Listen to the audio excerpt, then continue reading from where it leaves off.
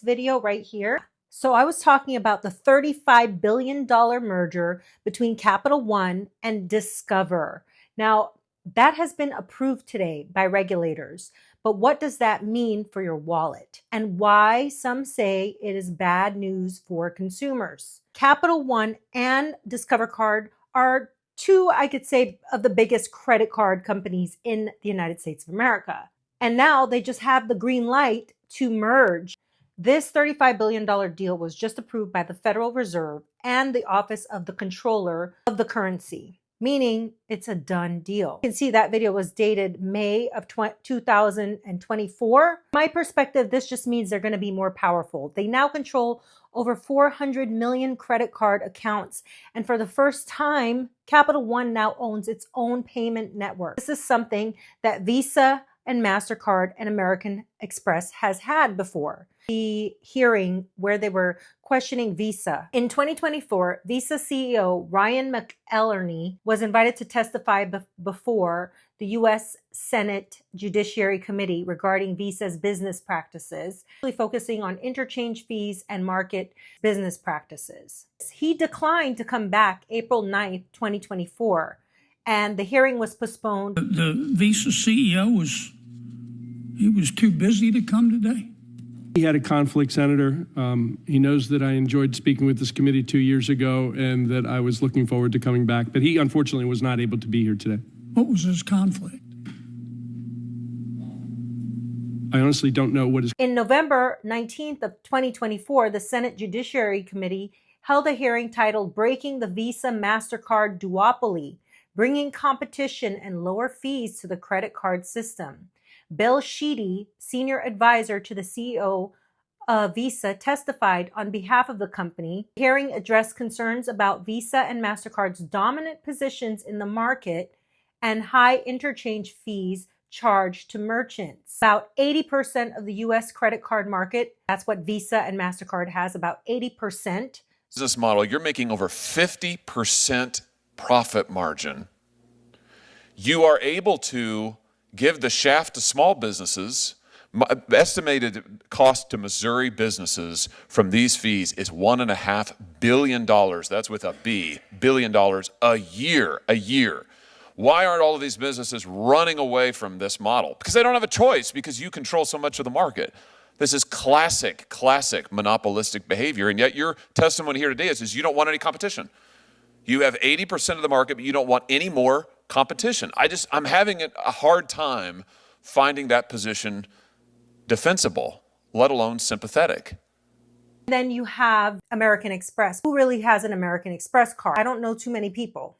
It's mostly Visa and MasterCard. First, it says Senators like Dick Durbin and Roger Marshall introduced the Bipartisan Credit Card Competition Act, aiming to require large banks to offer alternative payment networks beyond Visa and MasterCard. Visa defended its fee structure and said that the interchange fees support essential infrastructure and security measures. I see this as every time I go travel overseas, I get charged a fee just to use my credit or debit card. Now, for debit cards, it's usually a lot less. The risk involved in using debit card, right? It's harder to get that money back. Plus, you don't want someone to have a direct access to your banking, your money, right? Your checking. So with a credit card, the fee is going to be 1.5 to 3.5% of the transaction amount, whereas an interchange fee of 0.5% or less on a debit card. Consumers, while we don't directly pay that fee, it usually gets passed on to us in higher prices from the merchants.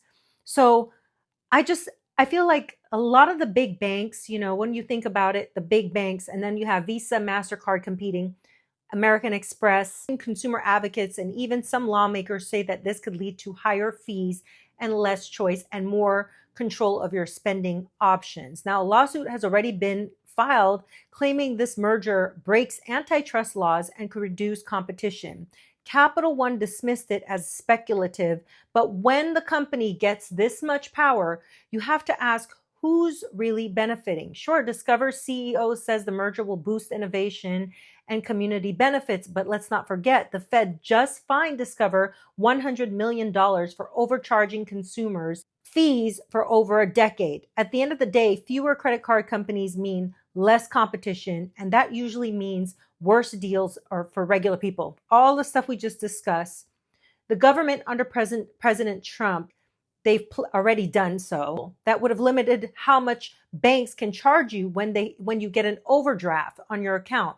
So basically, when you spend more money than you have, you get charged a fee, and it's called an overdraft fee.